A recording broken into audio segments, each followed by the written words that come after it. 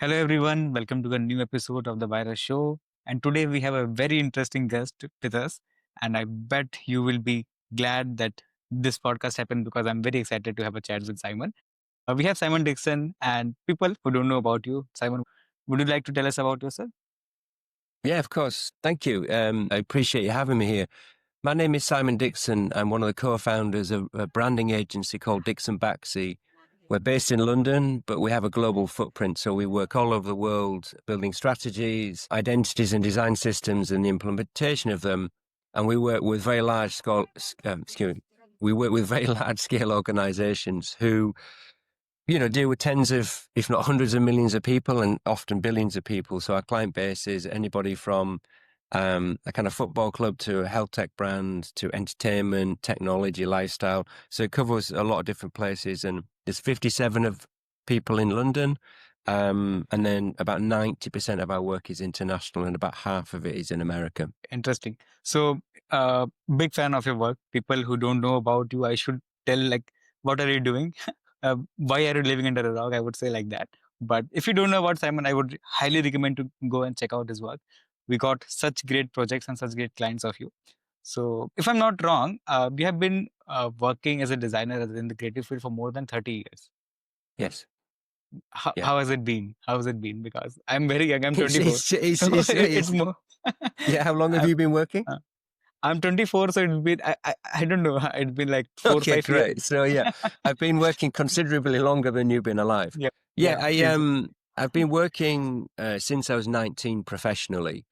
So I'm 56 now. So I guess that's 36, 37 years I've worked. I guess there's a lot of change. There's cultural, social, technology, behavioral change. What we do as an industry has changed. So if you imagine when I started in the industry, it was the first true generation of digital technologies, the very, very first generation of Apple Macs, the first generation of the internet and things like that. And then as our careers have progressed, everything from social media to smartphones to self-driving cars to intelligent technologies to all of the things that we're familiar with in the brands have all come through over that time. So we've adapted to it being a much more connected world, a much more digitally native world. What we do is highly globalized. So changes in how cultures and how design and communication is globalized, those have affected what we do. So my feeling is if you have a career for any length of time, the only constant will be change. We're going through a change now with AI and intelligent technologies and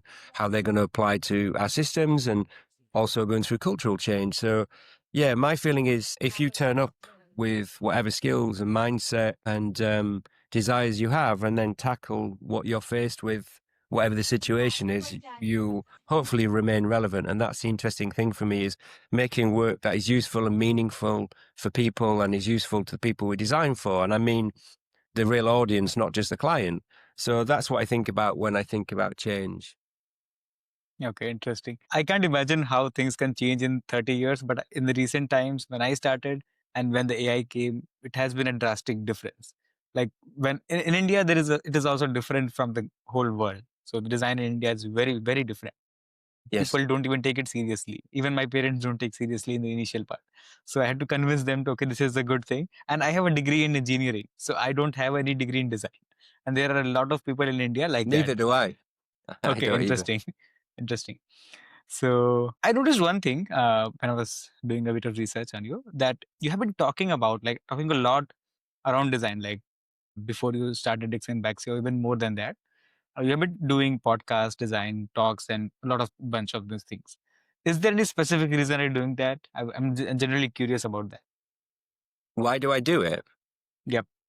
Yeah, well, there's a number of reasons. I've been very lucky in my career. So I've worked on a lot of very interesting, complicated, large-scale projects. On lots of metrics, I'm successful, and I've achieved a lot of things which, if I went back in time to the 19, 20-year-old Simon, I would look at that and go, wow, you've done some very cool things. I also think our industry traditionally was a little bit closed or a bit opaque. It was hard to understand that, and there's lots of different ways of working. So I came to the realization that if I potentially shared my experience, my thoughts, was a bit more open and candid about how creativity and team building and studios worked, it might be useful to people. People who are students, people who run their own agencies, people who work in different parts of the world. So I just felt I like the idea of it being optimistic and additive and useful. So it's the least I can do based on the fact that I've had a great career. I still have a great career. I love the power of applied creativity. I love the power of democratized design. But I also like talking about it more truthfully because there's a lot of things we're told in our industry, a lot of trends and hacks and ways of working and things that sound very definitive. But the truth is there's lots of different ways of working. And I think what you need to do is find your truth within that and the way you'd like to make your work and approach it. So I'm trying to just reflect that there's our way or my way of looking at creativity is just one of them, but maybe just shine a light on the fact that it's not as closed and as secretive and as tricky as it appears. It's actually just a life journey that you will learn as you grow and develop. Yeah, makes sense. I think that comes along with the line of like having patience in our industry specifically. Do you think, coming or like connecting with the same point, industry are the things that right now are moving very fast, especially tech companies and the hustle culture, which has been trending a lot. So, do you think creatives like us, like designers, are not meant for that fast-paced scenarios?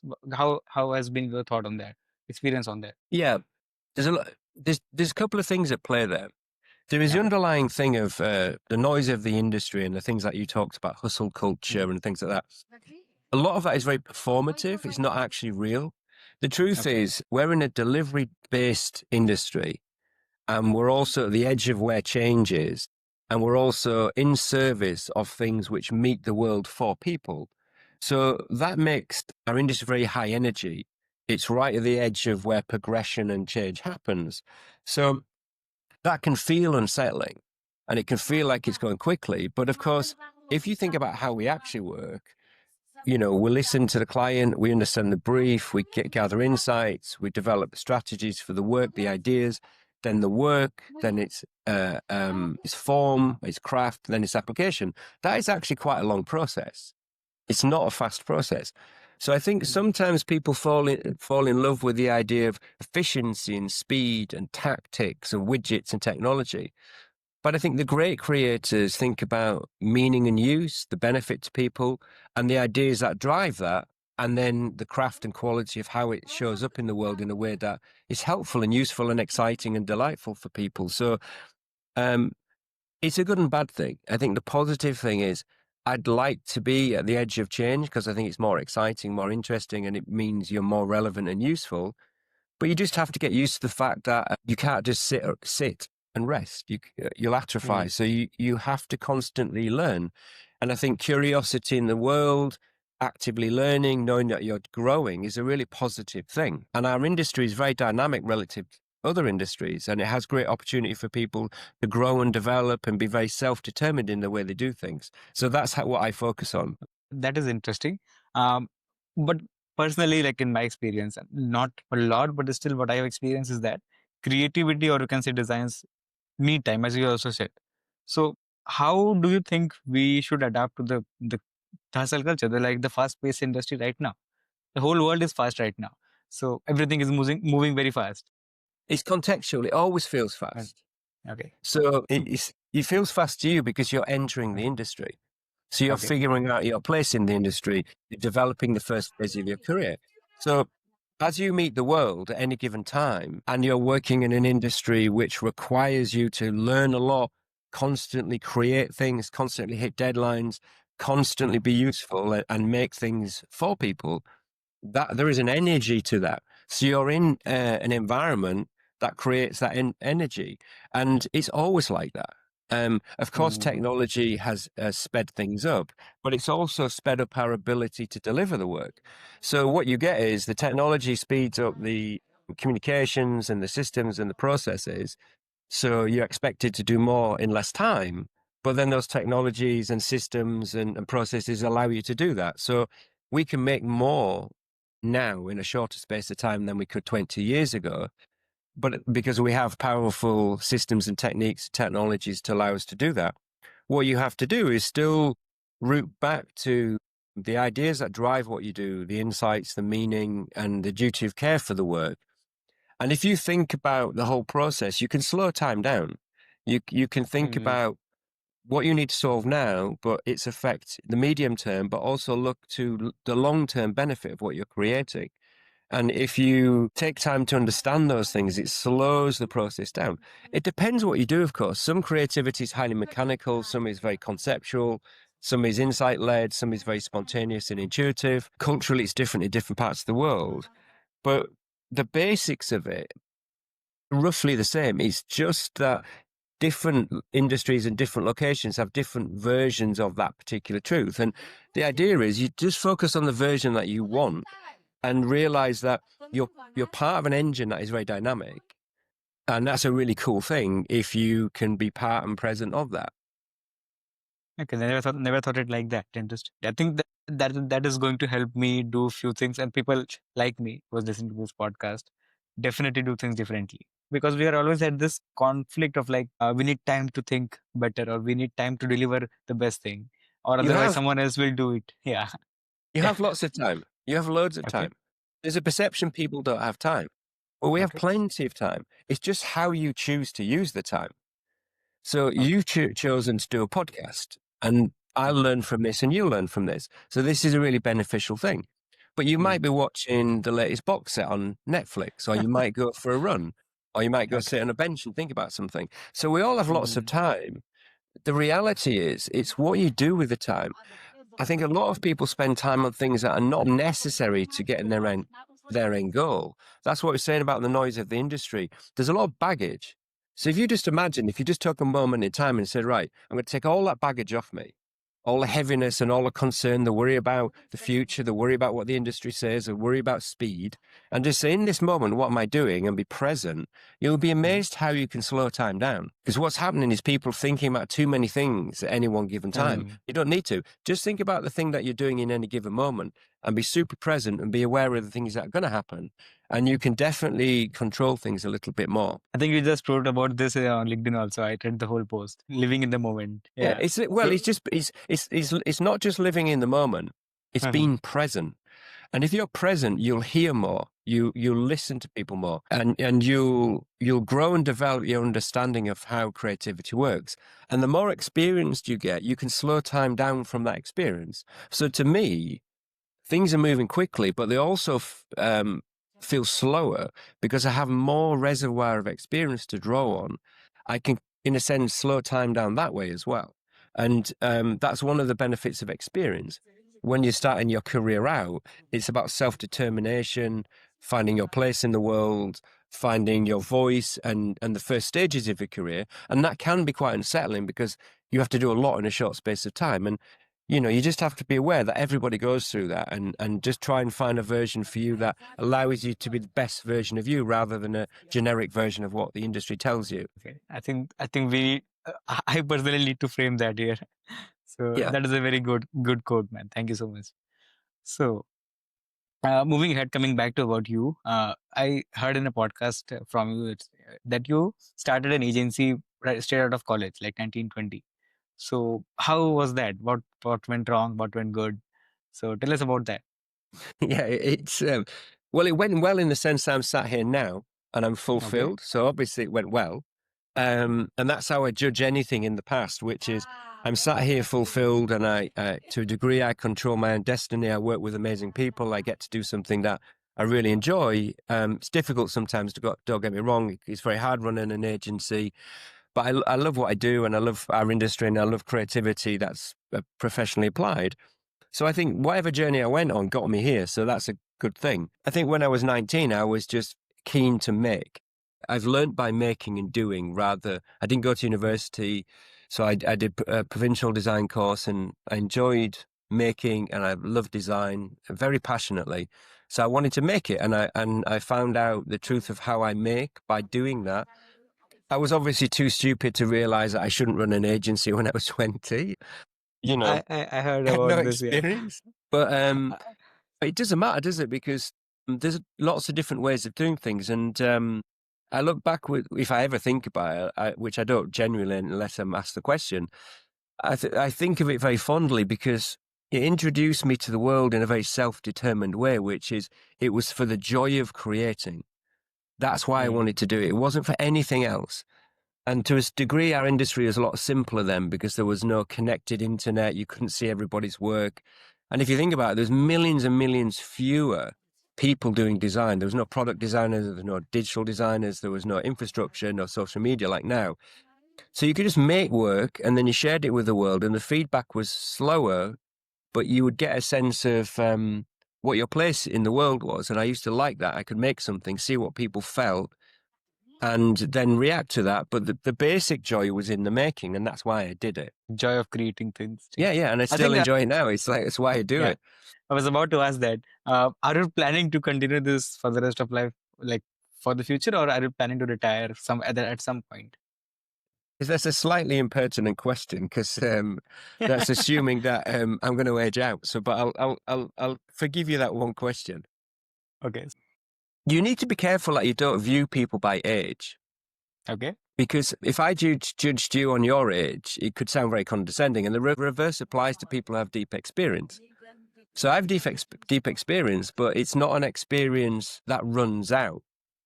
So it'll run out when I die, obviously. But in me making and creating, there is no limit on that. In the same way, there's no limit on somebody who's 24. So I view the future based on now. So it's very hard to plan for the future in a true sense, because if I was working the way I did when I was your age now, I'd be redundant. My skill sets wouldn't apply. But the way I think, the way I create, that is highly relevant now. Otherwise, I wouldn't be able to do what I'm doing. And it will continue to be relevant if I continue to learn, be curious, adapt, figure out how to work collaboratively with people, how to onboard myself with new technologies.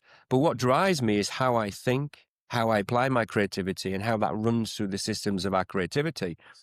And that doesn't run out. So in any given moment, if we were in a conversation about ideation, creation, I would still function at an exceptionally high level.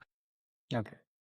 But I do it because of the joy of it. I do it because I love doing it. And I don't see a limiter to that, regardless of my age. That is really, really great. The reason I asked this question because I genuinely respect people who are creating something and doing it just because of the joy of creating things, not for a specific period of time with a retirement plan. I am not that person. I'm 24, I'm very young, but I still decided, I don't know how I got this, but I decided, or I chose to design or create things for the rest of my life. Now the medium can change, I might be doing something else, but this is what I want to do. So that's why I wanted to understand, like, do you also think the same thing? And appreciate the answer. Yeah, Forgive me if the question was different. No. Wrong. I'm just no, I'm just being honest, because it's something you get asked, and it's just what you have to do is figure out that nobody actually knows, because some people start in the creative industries and then stop being creative. Other people start in the creative industries later, but most of us join it because we feel that we want to express ourselves, or we want to express ourselves through professional creativity. We get a joy in collaborating with people and making things for other people. And if you get good at doing that, there is no reason that there is a limit to that. But of course, I've got friends who've gone off to do other types of creativity. I made a feature film in 2015, which is an entirely different thing to what I did in the past. I don't make typographic design and posters like I did when I was 20. I make, or with other people, we make complicated, large-scale brand design systems and brand change programs for some of the world's most iconic companies. I couldn't imagine that when I was younger, but I share the same feeling I did, which is I like making things that hit the world and people connect to. So the great thing about careers is you have an agency over them. If you don't like doing it, you can stop. If you love doing it, you can continue it. If you love doing it, but you want to do something else, you can change. And that's the truth of it. You know, if you and I talk again in 10 years, you'll probably be doing something different, but the same man probably will be underneath there with more experience, but probably with the same love of what he did now. If you haven't got that, you'll be doing something else, but that's okay as well. Yeah, definitely. This is great, man. Thank you. I keep thanking you so much, so please don't mind, because I'm just getting so much value that I haven't received in a while. So yeah, you're welcome. I mean, the other thing as well is, I don't know about you, but there is a feeling that when you make something, do you feel it in your stomach? Like, do you ever, like, if you're making? Yes. A lot of time, yes. Yeah, so it's a strange feeling, because if you've ever felt it for real, where you've made something and you love making something, there's a real joy and fun, amazing thing to use imagination and to use creativity professionally as a job is a really profoundly amazing thing to do. There's many ways you could work in life that are fulfilling, but to actually create for a living is an incredible thing. And inside me, I have a star, like a really bright burning star inside me that's burnt at the same level ever since I've known. So I don't know what else to do. I have no other raison d'etre or anything else in life other than this, because this is what fulfills me and it's what defines me. So I don't think about work-life balance. I just am a creator by profession, and everything else comes from that. So I just don't worry about anything else. I just keep turning up and enjoying what we do and what I do. And if it meets the world in a useful way, I'll keep doing it. Exactly. Cool. So I have one question which is completely different around this. Like when you said you create things as a designer, we create things because we love to do. But in your career, have you ever faced a time when you had to do some work just for the sake of doing it? Maybe because of money, maybe because of some commitments or something else. But you had to do it. Like you were forced by some external reason to do that particular thing. Ever faced such scenario? Yeah, of course, to a degree, everybody has to deal with that. But from an early stage in my career, I wanted to make work that fulfilled me and I felt made a difference. So I've tried to curate relationships with people my entire career, which are beneficial to the type of creativity we make, or I make, in a way that is useful to the people I'm making it for, the end audience, the end user of what we create. And not just work for money, not just work for systems. To a degree, I'm self-determined because I've always either opened or run studios at a kind of high level. So there's a self-determination to that. There's good and bad to it. It can be quite hard to do, but there is a degree of control to that.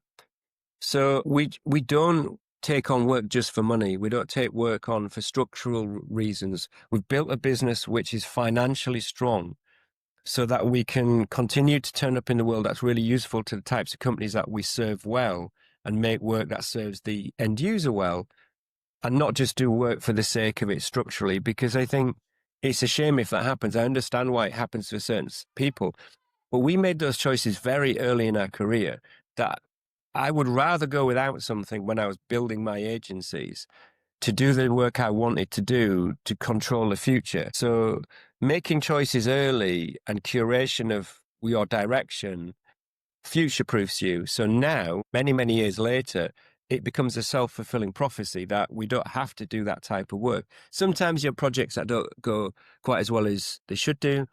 Sometimes the world affects you and it's really difficult, like COVID. So what you need to do is build a creative engine which is strong enough to work under duress as well as when things are good. So I've always tried to build businesses that look after the people in them, that look after the creative integrity, that look after the values and principles of the company when things are bad as well when they're good. But don't you think, I think I saw this in your last podcast where you showed things that you have made a list of things that you will be doing and you won't be doing before starting the agency, right? So how did that happen? Like, do you change that over time, or do you kept around that, kept it close with your heart? It does change a little bit, of course. Okay. Because you learn new things. You learn off people, you figure out new things. But the basics of being principle-based means that there's a certain way we look at the world, which should be optimistic, additive, supportive, had integrity, highly creative, ambitious, willing to take creative risks to make the work that fulfills us, be really useful to people. So they're all positives, and we don't want to buy into the bullshit of the industry in the negative part of it, because I love the industry, but there's a lot of kind of negative parts to it. We don't want to just work for money. We don't just want to work for the sake of it. We want to control what that is. So the list was a very basic way of saying, we've experienced lots of things. These are things that suit us, and these are things we'd rather not do. And that list of values and principles just means when you're tested by things that are difficult, you have something to lean on. So when you're making a choice, you can go back to those. And, they only count when no one's looking. Everybody can talk about things that are changing and positive and good when things are easy. But actually, when you work for any length of time or have an agency for any length of time, you're tested when people are not looking. And what you've got to do is do the right thing for the right reason at the right time and make more good decisions than bad ones. And then hopefully you'll do okay. And the list just gives us the strength to do that. You mentioned about the bad and good part of the industry. What were the worst thing that you noticed in the industry in this whole experience? And how did you tackle those things, like the bad part of the industry? Yeah, it's maybe bad is the wrong word, but what I Maybe, find is, yeah.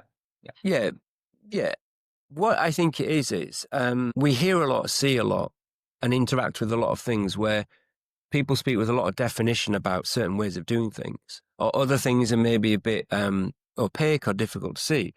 So my feeling is just finding the truth of how you want to work within that. So I don't need to buy other people's ideas and other people's trends and hacks to how to create, because I think there's something more eternal and something more important underneath that for me. And the more I work, the ideas that are universally meaningful, the ideas that are universally useful to people outrun the ones which are tactical.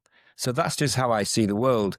I think our industry is an amazing thing. It's highly progressive. It's highly rewarding, both financially and creatively and intellectually. It's difficult at certain times because it's deadline driven. Your identity and your validation is caught up in your work. There's some structural problems to the industry, but it's far more progressive than many, many industries. And I'm proud of a lot of the change and achievement our industry's collectively done over the last decades. It's consistently been at the edge of where actual culture and life is improving. And its very best is part of that change. And I like that. So that's what I focus on. Okay, that was really interesting. I'm just processing everything that I just understood. So I understand. it is great. I have a couple of more things which is a bit different from this, but I would like to stick Yeah. on one thing that you just mentioned about the financially rewarding part of the industry. How Yeah. has been your relation with money? We just talked about like you had a principle of value, not to work just for the money. But do you think making money through creativity is hard than other options available in the world? Well, it's a relative, it's a relative thing. Yeah, it's relative to where you are, who you are, and what you do, your skill Okay. levels, your experience, your talent. So it's entirely contextual. But on average, in most developed parts of the industry, you can earn a very good salary and wage with good benefits in a safe and strong location in a well structured company of integrity, compared to lots of different types of industries. So if you took the UK, for example, many designers earn beyond the kind of national average wage. So they have the ability to earn well. But again, it's all relative to how the rest of the world's doing. So we've been through lots of difficult financial situations, and lots of things that can put pressure on people. So there's a balance between our abilities and in industry to help protect people and develop their careers and financially support them, versus the world itself is currently quite a difficult place when you think about how hard it is to live on a general basis. So you're always matching those two things. And when I think about money, it's about control as much as anything, and not in a kind of megalomania way. But if you could build a degree of financial security to your entity, to your company, it means it protects you when things are difficult. So say when COVID happened, we didn't have to furlough people. We didn't have to let anybody go. We could invest money that we'd saved in order to protect people until things got better. And I think the better you are financially, and the way I see it is the financial part of it is part of your creative engine. It's a creative practice. What it means is it gives you greater control, which means you can have greater choice of the type of work you do. So that's what I see in terms of the benefit of the finance to the engine of our creativity.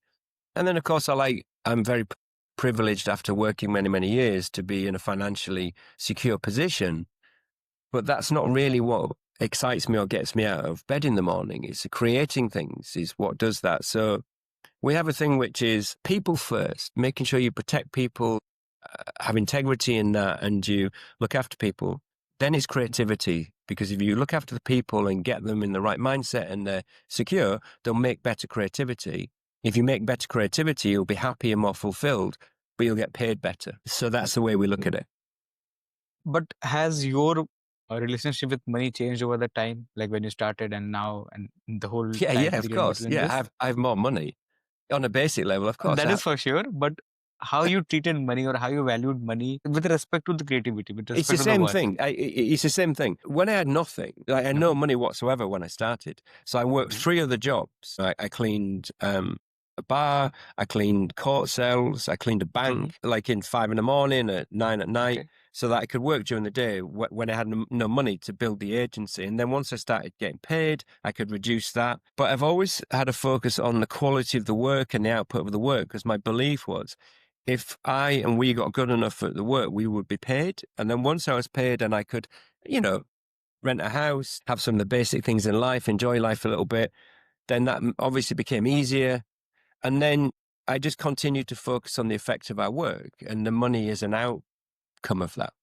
And obviously I'm inherently better off than when I was 19, but I don't think about money and possessions and the trappings of that like that. I'm not that kind of person. I live a fantastic life. I travel well.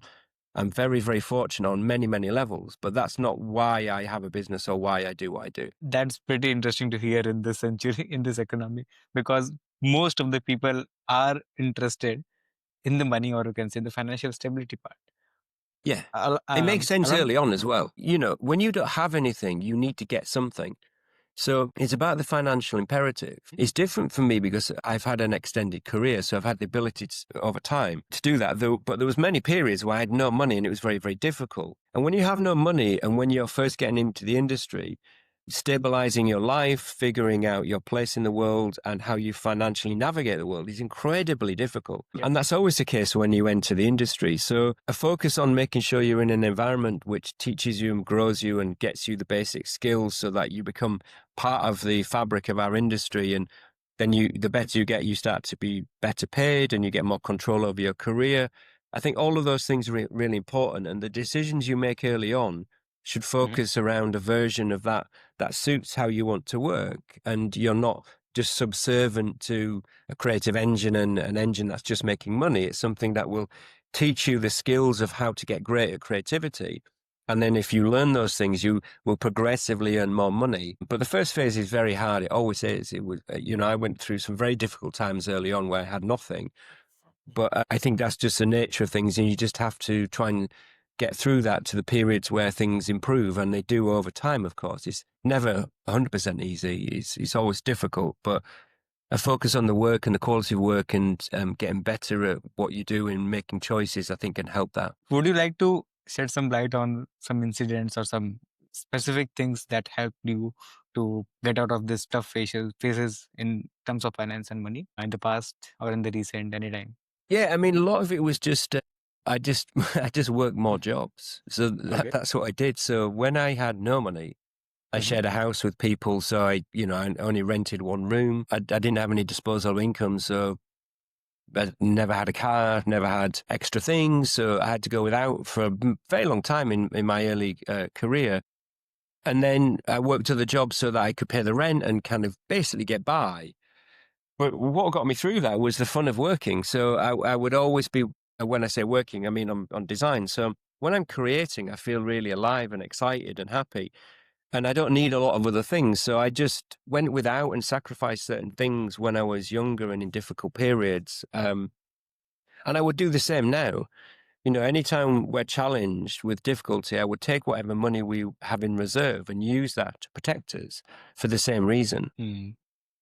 Makes sense. This is a very complete different topic after money. Okay.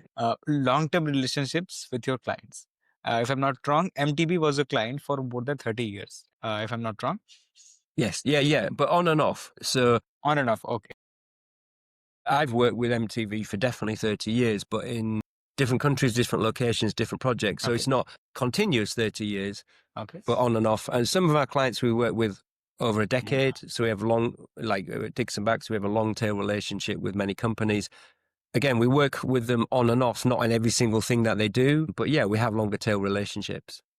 So tell us about how does this work, and do you think is it a good thing or a very important thing for an agency or a business in this economy, in this situation?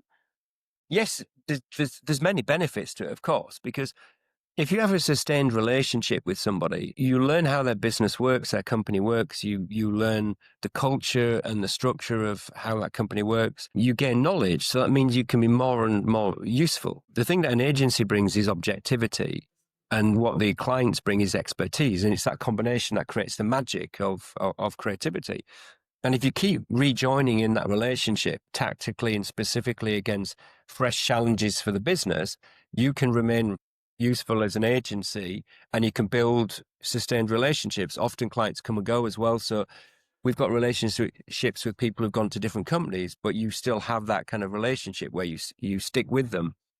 So it's all about being useful, and not that you're only as good as your last job, but you have to keep sustaining the benefit of working with you for people. For an agency, of course, what it does is it helps financially stabilize the company, because you have relationships where you understand your value to them and the reciprocal value of how they pay you. You get return value to that, because getting a new client, building the relationship, costs you a lot more money than working with a client that already exists with you. So there's benefit to that. Some people, depending what type of work they do, could have a retained relationship with a client where they're paid regularly, say monthly. We don't do that because we do tactical brand change programs. But over a relationship, we could be paid many times for the work we do, but only if we're valuable and useful and make a difference to the company. So that's how we see it. But there is definitely a huge benefit to both creatively and financially to having co-joined relationships, whatever form that takes. Okay. So relationships are very important, as you said, and it is like along with client relationships, I think people in general are very important, right? I saw Yes. one post of yours about people and how important it is to keep the right people together. So tell us about how you found the good people, the right ones, and in this whole time period. And what were some blunders that you did, like that you learned the hard way, that that can save some people right now? Yeah, the truth is you have to learn about people. Okay. So fluency in people and understanding how people work takes time. It's like any other skill. You grow and get better at it. Some people have a natural propensity for it. They have naturally higher emotional intelligence or empathy for people. Some people less so. But it is a skill you can learn like anything else. And like any skill, you learn by making mistakes and learning from them. You know, I don't really see things as mistakes. I just see them as part of the growth of who you are. So we tend to focus on the person, their mindset. People who are additive, good people who are curious about the world, people who bring a different perspective, a different background.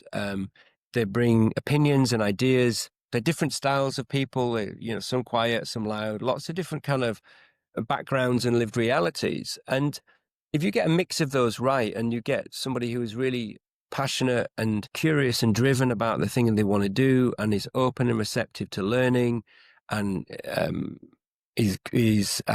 learn the skills of being collaborative with other people, you could teach technology and skills. You can teach enhanced design, or you can teach people software and technology. But you can't teach the inherent things of what being a good creative person is. So we look for that first, and then we look for the opportunity of, if we spend time with them, can we help them develop and grow their careers so that they grow as an individual, as part of the team? And so that's what we're looking for. And as you develop your experience, you get to see that more clearly when you're interviewing. You know, I spend a lot of time talking to people. For example, if it's a designer, I don't let people present their portfolio. So we look at portfolio, then I just talk to them about creativity to understand how their mind works. And I usually give half of the interview to them to ask me questions. And the questions they ask me tell me a lot about who they are as a person. And from that, I can determine what type of person they are. And they may be very, very different to me, really different. I can kind of understand how they think. And if we get that right, we found it's much, much easier. Okay. And I think that, as you said, like we learn through our mistakes. So you never know who is the right one until you have a chat or understanding with them Yeah, I could over tell a you, big I could period of tell you, time. yeah, Hmm. tell you for sure though, like, if you hire quickly out of desperation, you just hire somebody, they're always the ones that bite you. You know, so I have this thing of measure twice, cut once. So we hire very slowly to be very cautious, because the occasions where we compromise, where we hired very quickly, can radically affect the culture of the company. If you get people who, when they join you, the expectancy of what they want from an agency doesn't match. So we try and share a lot about who we are on our websites, on our social media, and we make a lot of content about who we are. So when someone joins them, it's as truthful as it could possibly be. So they don't join us and think we're something else. And that's often what happens, is a disconnect between the person and the agency, because they have a different worldview. So we want to make sure that we all share a worldview. We don't want to mold people to us. The people who join us should expand our worldview. But if they want certain things from us, then, and we can't match them, then it makes sense for them to find a home with somebody else and enjoy that version of it. So I think just making sure you're open and honest and truthful about what you are as a thing means that they can better connect with it and see if it suits them. That makes sense. Have you faced any problem while hiring people, like when you started, when you were hiring for the first time? With people? Yeah, I mean, all of us in our life will have relationships with people that may be difficult or challenging. I think when you're younger, you're naturally more selfish. I think that's a good thing, because you're focusing on yourself and your life, your sense of the world. So there's a much more kind of insular view. And I think as you get older, you realize that it's reciprocal. You benefit from a two-way relationship. So I think when I was younger, I was maybe more self-obsessed than I am now. So I had to kind of grow through that and understand that. And the more I understood what other people think and what they need, the better I got on my job. Occasionally make a mistake and you hire somebody or you work with somebody who the chemistry is just not there. It doesn't work. So I think the key with that is just being honest and having integrity to say, I think this relationship's not working. And the sooner you do that, the healthier it is. So I'm a great believer in just being honest about things. And when something manifests itself, trying to deal with that directly and honestly and with integrity, and then make the decision and move on. Honesty is the best policy, folks. Everyone listening to this, remember this. It helps, yeah. I mean, you can't, the more transparent and honest you are and the more candid, the better it is. But you have to create an environment where that feels safe and it's understood that you're talking about something, not necessarily about the person. Because most difficulties come from a mismatch of different people's opinions of what success looks like or what the environment should be. So I'll give you an example. We work 3 days in the studio, 2 days remote, and we're doing a 4.5 day week, so we don't work on a Friday afternoon. Okay. But if somebody wanted to work with DixonBaxi 100% remotely, they can't, because we don't do that. So it's not that we say you shouldn't work remotely. It's just that you can't work with DixonBaxi remotely, because we're an in-studio team for 3 days a week. And that's because of our culture, our collaboration systems, and just our belief system. So it doesn't mean either is wrong or right. It's just sometimes things don't match. And it's the same with career growth, creativity mindset. We're all about how the team success defines individual success. So either side of that is personal opinion of being more or less independent or things like that. So I focus on like what the group does well together and protects that entity. And within that, we try and serve everybody as well as possible. But we can't answer every single question and act accordingly. We just need to be respectful of people. And then if they'd like to work a different way, then they can do so elsewhere. Yeah. I think asking the right question helps here for the both of us, like for the agency and for the people who we are working with. Yeah, exactly. And it should be honest. It should be honest. It's a two-way thing. It's a relation. It's an actual relationship. And I believe asking the right question also is very important for the clients, like from the client perspective. As an agency, if you want to close a good deal, asking the right question actually helps. Any thoughts on that? Yeah, I see all relationships the same, which is client relationships, business relationships, team relationships, collaborator relationships. It's about mutual respect, mutual shared ambition, understanding that lots of people have different lived realities and backgrounds, and the mix of that enriches everybody. But together, when you're making something, you need to have that shared ideal, shared ambition, be respectful of the flow, be empathetic and listen to their worldview so you understand them, and then decide how you go working together. And if you get that right, if you get your relationships right and you balance them, everything else is so much easier. Because in the end, we are all are working with people, be it a client, Yeah, be it a exactly. collaborator. Yeah. Everyone are people. So in the end, relationships are the thing that is going to matter. But if you think about it, you and I have Uh-huh. talked to each other for maybe half an hour, 45 minutes or something, maybe a bit longer. But I think I would enjoy working with you.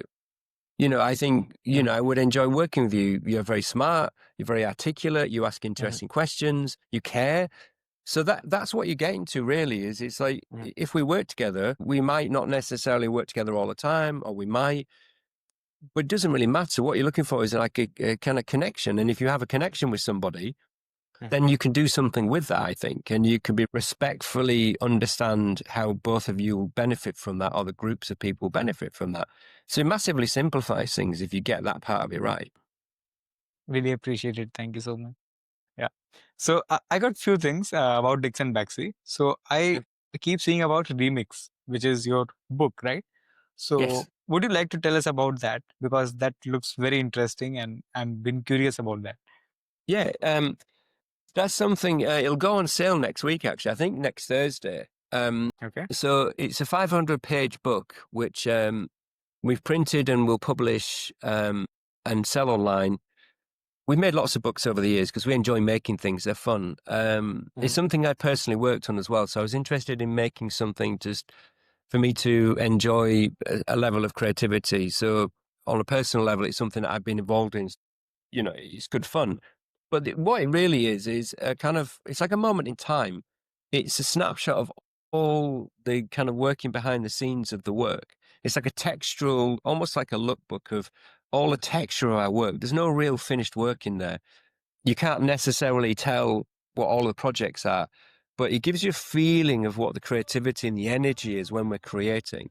And that's what we wanted to do, is wanted to kind of take all of the sketches and behind the scenes and the paraphernalia and the language of how we create, remix it into something beautiful and then share it with people, which is what we'll do next week. Super excited for that. Would love to try it. I would Fun. love to read it because like I started as a graphic designer. So I am so much fascinated with print media. Like I don't know how to express, but whenever I see something good printed, I'm like, I'm really excited like a kid. So I love good books. I love good. I judge a book by cover. I think we all do. So that is Yeah. And if there's something nice about it. tangible things, that's one of the cool things is obviously a lot of our work is highly digital, but the craft of what we do, the form, the material choices, the sizes, all those things, ink choices, when you're making things that are physical, they have a different feeling and approach. And it's nice to make things which you care about that become a possession that you might have in your home or your studio. In our studio, we've got shelves full of memorabilia and objects that each of which has a specific memory to a project we did or a moment in the agency. And I like things that have a kind of physical and tactile thing because we live in the real world. So I like objects that have beautiful form, things that you care about. They could be very, very simple. They don't have to be expensive. They could just be things that are beautifully designed. And it's just an extension of what we do, really. And I trained as a print designer. That's what I was originally. I've long since changed in terms of my output in the world, but I still love print. I love the tactility and the quality of and the care of it, and the fact that you create an object, a moment in time that has permanence, and it's a permanent record of that time. Yeah, I do that for myself a lot, and I keep saying people to do that. Whenever I go on a trip or I find something interesting, I just create a booklet, small booklet for myself, Nice, and nice, get it printed. So I went nice. with that's on a trip with my family, and I printed it and sent it to them. So they're like, "Wow, this is cool." They have Yeah, always been used albums where we put pictures, but seeing a print for the first time was a great experience for both of us. So I keep telling people, say, print your design. It will be fun. Yeah. what you've done there, though, is you've made something for yourself, and it's a memory of the trip. But actually, what you've done is you made it for somebody. So there's a beautiful, emotional, Yeah. kind of relationship-based thing there, which you're sharing with people, and there's something really lovely about that. So that hopefully with your family will become a treasured thing that as you get older, you can look back at that as a moment in time and share Yeah. that. And that's a really lovely thing. Yeah, cool. So, yeah, you mentioned one thing about big tangible. Like, this is a word which I have been using a lot recently because of a very different thing, which is obviously we're connected to our whole conversation, branding. So what I feel or what I have been told recently is that branding is not so tangible. Like you cannot measure the outcomes like marketing can do. Like you cannot tell that do a brand rehaul and you will get 1 billion benefit. Do you agree with this, or how has been your experience or thoughts on this thing? Yeah, I think any measurement, whether it's marketing Mhm. or branding, is difficult to do. When you get to the sharp end of it, things like performance marketing, you can get a lot of data and information back. But it depends what you value. So a lot of businesses and companies, their brand is more than just the monetized relationship with people. So the company may exist in the world, monetize one set of relationships, but the actual value of the brand, how much it's worth, is disproportionately large because their brand has a higher value. So if I said, for example, I've put an Apple badge on the front of the car, that would profoundly change the price point and the people, how people would view that particular vehicle. So brand is really useful. If you took, I don't know, someone like Coca-Cola, for example, if you look to their actual assets, the things they own and the things that they have readily to hand that are, financially available, they might be worth many billions, but there'd be many billions of their value that is far higher based on the opportunity space of what that brand is. And it's the same with Tesla and companies like that. So there is huge value in brand in terms of building something that has a resonance for people, that has a higher value in their minds, has an actual higher value in the marketplace. But also it floods creativity through the business. It creates stronger emotional relationships with people. It increases share of voice. It increases attribution. It can make you more distinct, give you greater authority, greater authenticity around your version of your category. And that makes you more competitive. It means that you can cut through in a world that's very noisy. It means that your internal teams are more focused and the energies they put through affect the business more effectively. If you join that up with fame building marketing, instead of just getting a spike when you do advertising and it dropping off, you can create a rhythm which builds a sustainable long-term value for the brand. It does many, many things, but there is a profound effect of creativity and applied creativity for business that the great businesses understand. And all of the ones in the world that we talk about have creativity and design and branding flowing through them. And it shows up everywhere in the way they carry themselves. And they're the ones that not only the world talks about, but they're the ones that are more valuable in many instances. I think that is a pretty great explanation about how you can measure branding, or how you should value branding or marketing. So appreciated. Yeah. And you're measuring the brand.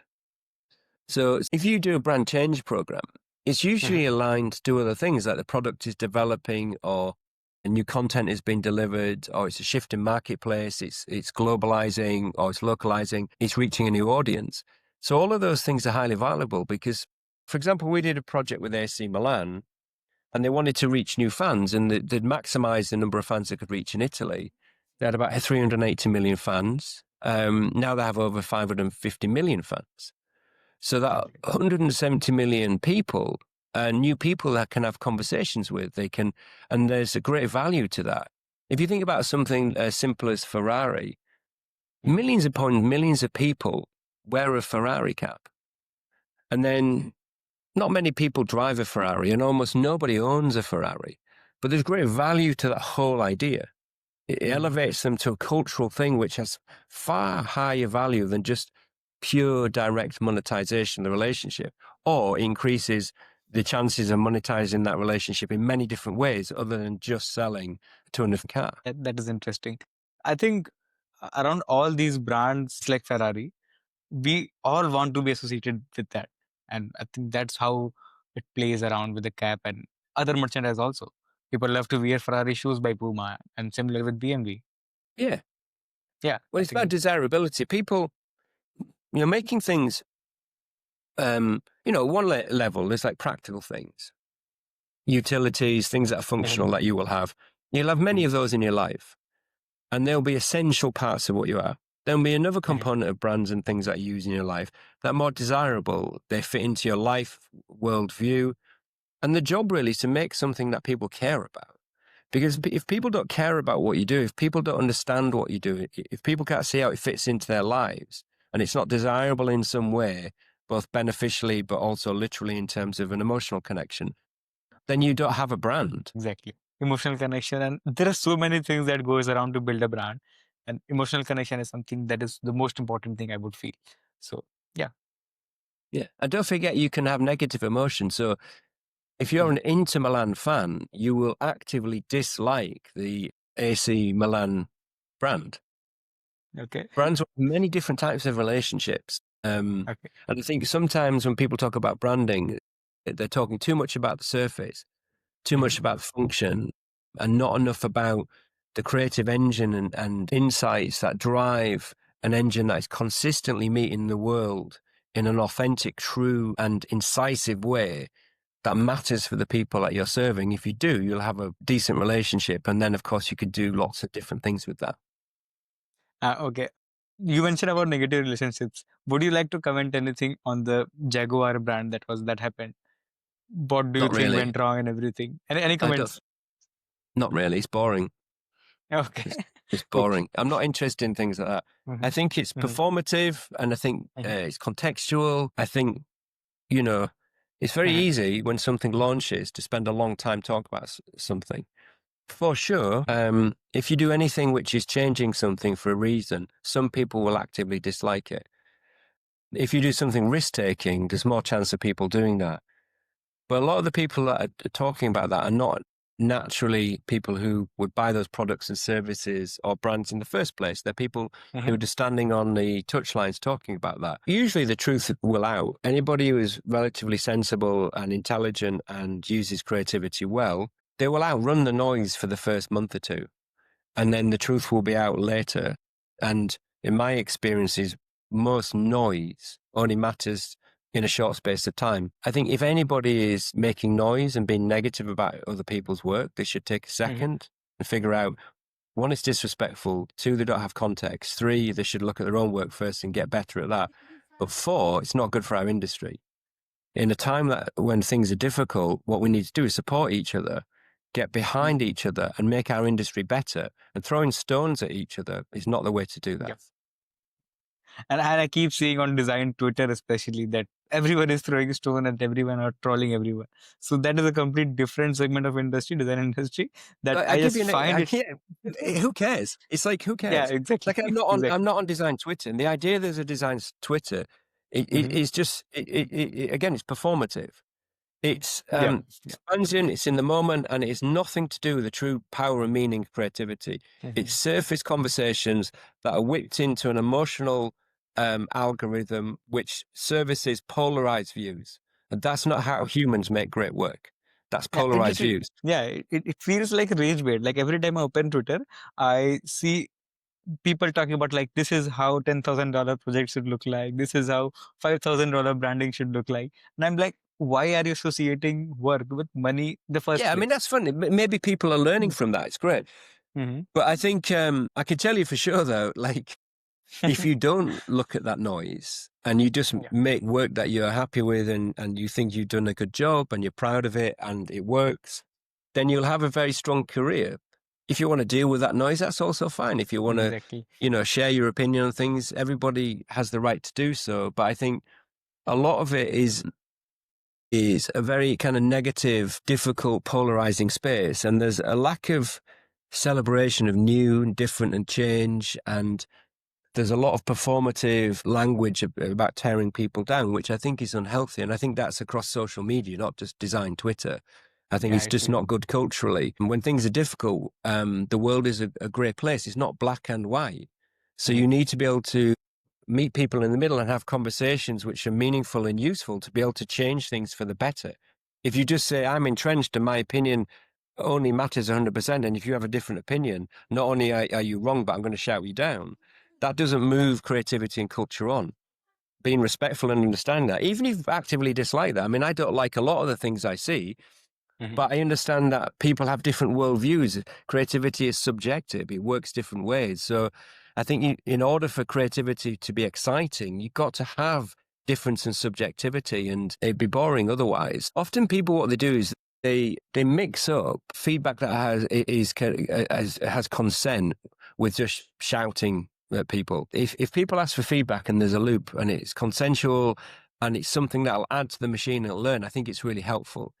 But critique just shouting into the cavern, I don't think helps people. Exactly. Like, I agree with the point that social media has been a very different or difficult place to grow, especially as a creative. On the same side, a question that do you think design when you started at that time as compared to now has become glamorized? Like it is more fashionable, or you can say flashy. Like life is very, like, it has been portrayed on social media like that. No, it's a sliding scale. There's always been a kind of elite level, kind of high performance creativity, which creates idols and people Mhm. who people ascribe to and they like. I think that's always the case. There's just Okay. a greater number of people and ability to share everything now. So the Okay. engine is kind of idolizing different things, some of which are Okay. mechanical, some of which are kind of loose and creative, some of which are about voice, Mm. some of which are about surface, some of which are about insight. So what's great is there's a far greater choice now. There's so much kind of interesting and overlapped information in our industry. So finding the version that is useful to you is the key to it. I think it's probably too much noise, and there's a lot of Mhm. noise which is either temporary or very surface.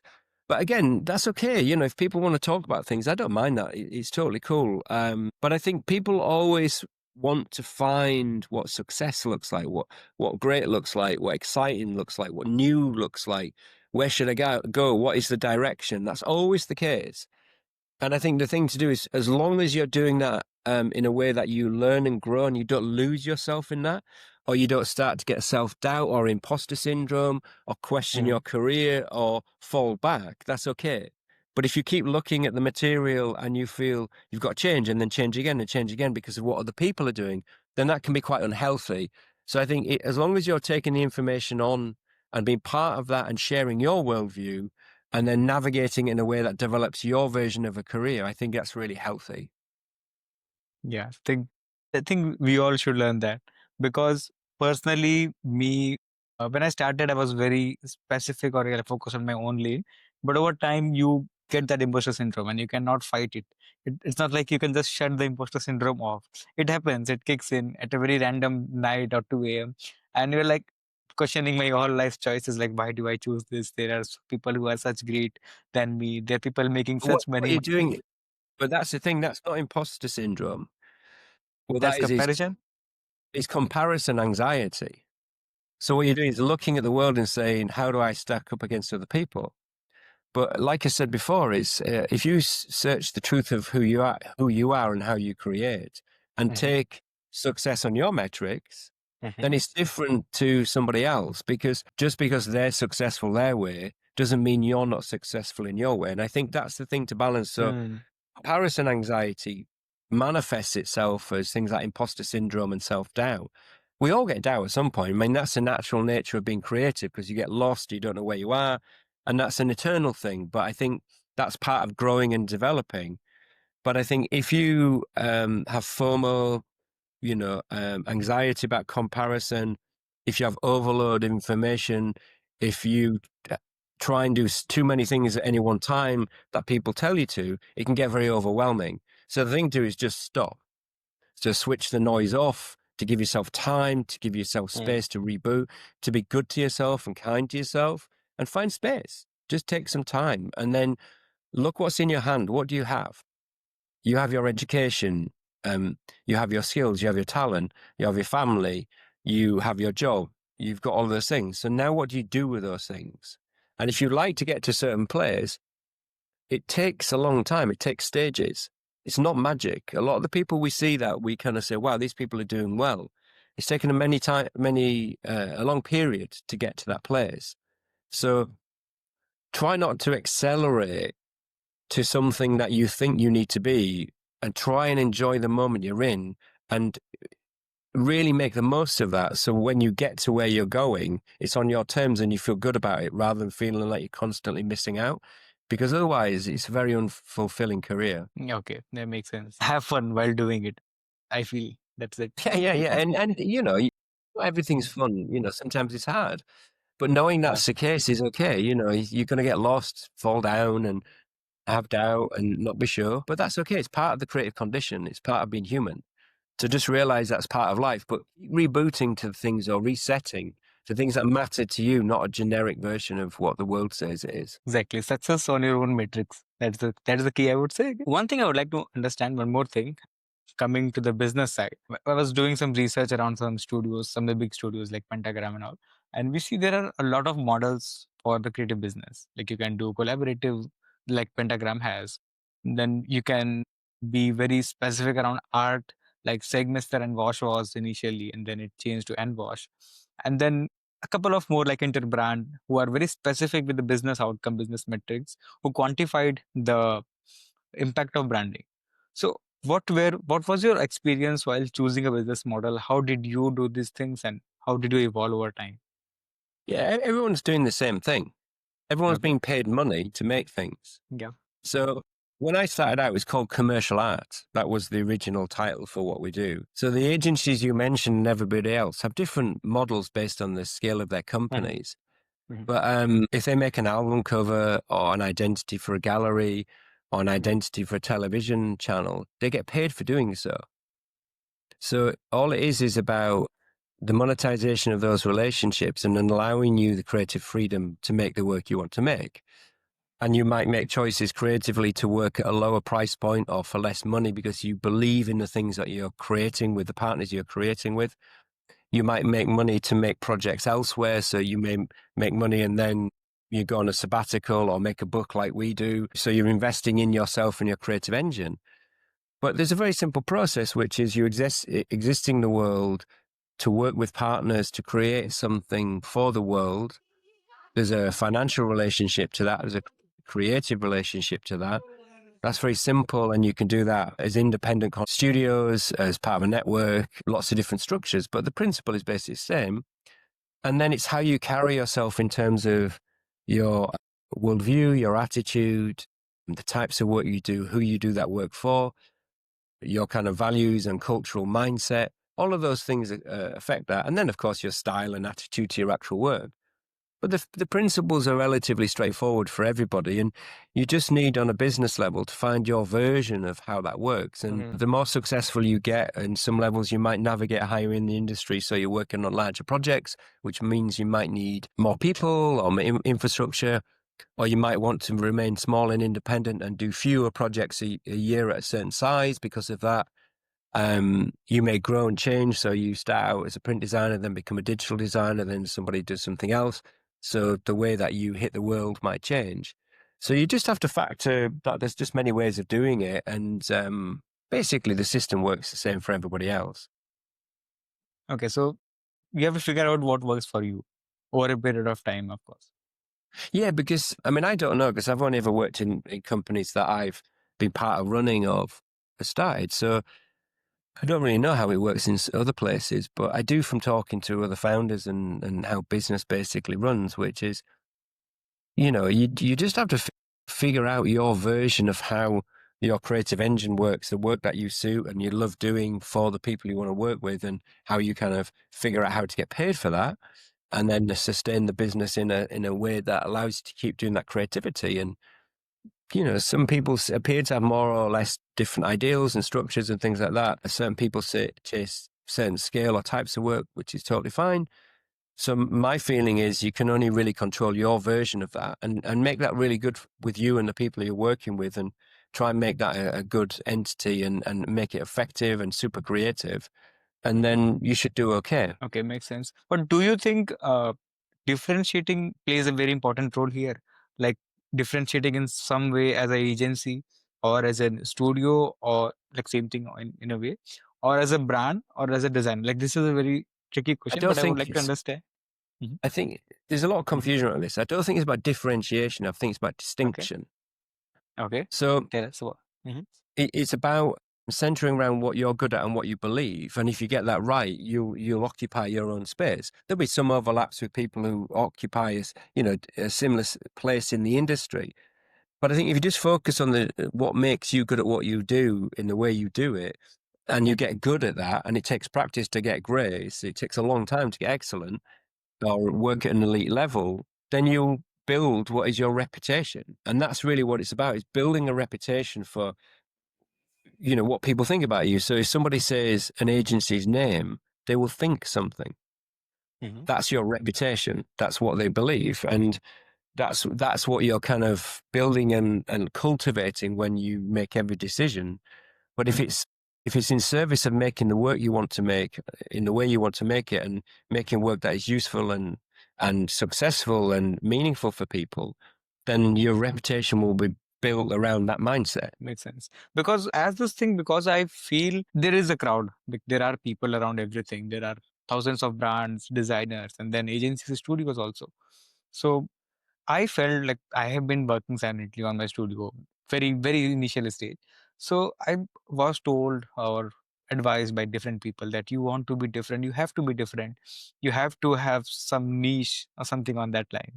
So I was a bit confused. I believe a couple of people who are watching this might also be. So wanted to clarify on that side that does it really help, like you said? So You will do be you think did you're naturally different. There's a lot of Mhm. conversation, like you're supposed to have a proposition, or as an agency or a specialist or a generalist, as a Yep. creator. There's lots of kind of terms around that.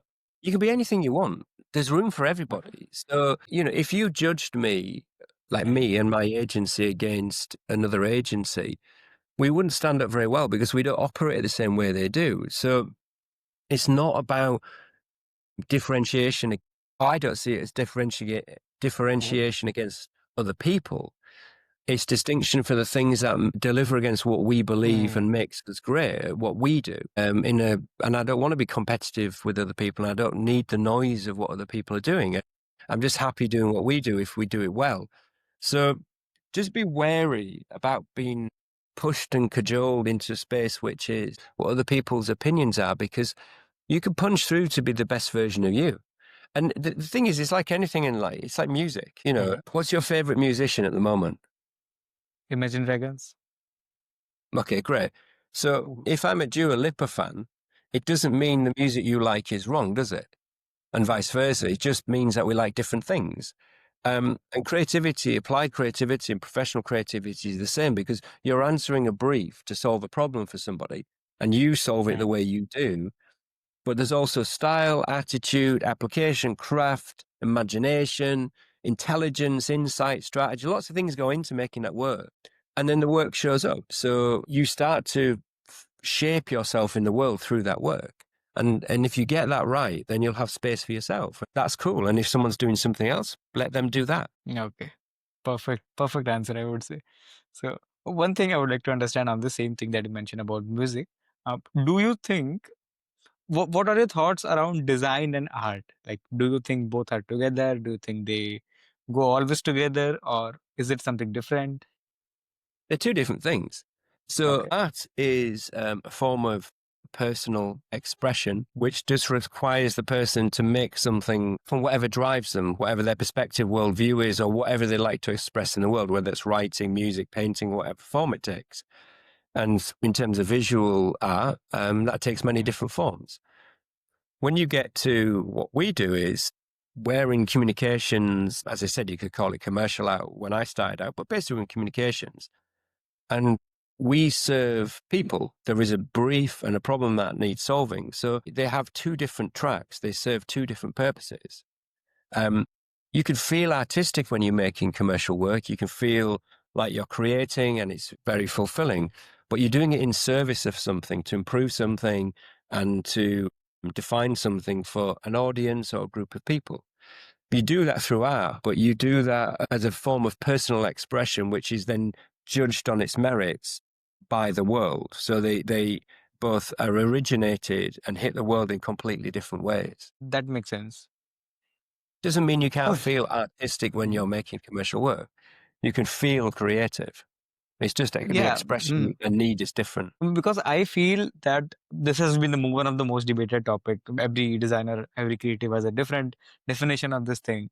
Some people want to be artistic in each of their projects. Some want to just get the project done and solve that business problem, irrespective of how aesthetic it looks. I personally enjoy things looking aesthetic, but not at the cost of the solution, the purpose that it is being made for. So I think it is good to find a balance in between both of these things. Yeah. It's like Mhm. there's a constant balance between form and function. So you need Yep. to make work that works, but it should be delightful and exciting and engaging and Yeah. surprising and all those things, and be crafted beautifully. And it depends where you are in the chain, because if you're on a banking app and you're about to transfer money, the design functions very differently if you're trying to build brand and awareness in Times Square. So they have different needs. So not everything is everything. So in these conversations, what happens is many things are often conflated on top of each other, but it doesn't actually work like that in the real world. It's entirely contextual. It's entirely down to the individual and the group, how they want to do that, because there's many ways of doing it. And if you go around the world and look at, apply creativity professionally, there's a fantastic number of ways of doing that. They're super exciting. Some are more technology led than others. Some are more personally crafted. Some are individuals. Some are like huge groups of people. Some are highly insight and strategically led. Some are extremely surface. Some are 3D, 2D. Some are moving. Some are not. Some sound, some don't. So it depends where you are in the creative firmament and what you'd like to create. So it comes back to this thing of finding the truth of what you want to do. I think that will be the title of this episode, because everything connects to that, and I appreciate that. I love that. So I really love that thing. Yeah. Cool. I won't take much time. I think we have covered a lot of things. Still, there are many things I would like to discuss, maybe for the next time. So Okay. before we jump off, before we hop off, I would like to understand, or I would like you to give one piece of advice to the young generation, young creative generation, that you haven't talked about a lot. A piece of advice that I haven't Yeah. spoken about. I don't know. It's like there's so many pieces. I would just say that the same thing I always say, which is try and create in a way that suits you. Try not to be driven by money and system and processes. Think about what you'd like to express to the world, and trying to find a way of doing that, because it's really fulfilling if you do, and everything else is secondary. Okay. I think that's pretty much it. That's the, as I said, that's the whole essence of this podcast and this episode, and I really appreciate that. So yeah, thank you, Simon. Thank you so much for joining us on this episode. We grateful for this. I hope the audience get as much value as they can from this episode. Thank you. Thank you. It was really nice chat. Some really good questions, and we went in a Thank you kind of so much. lots of different directions. So thank you. Appreciate it. I was trying to make sure that I stick to a particular segment, or you can say umbrella, but I was jumping here and there It's good. because I had few things I have written down, and I was getting more ideas while I was talking to you. So you were like, as I said, there are so many things that we can talk about, but Well, let's I think we covered a lot of ground. I think we covered a lot of ground that I haven't covered for a while. So yeah, appreciate you and the podcast and your audience, and hopefully they'll gain some insight from this. yeah. Likewise, thank you so much once again. Okay, be well.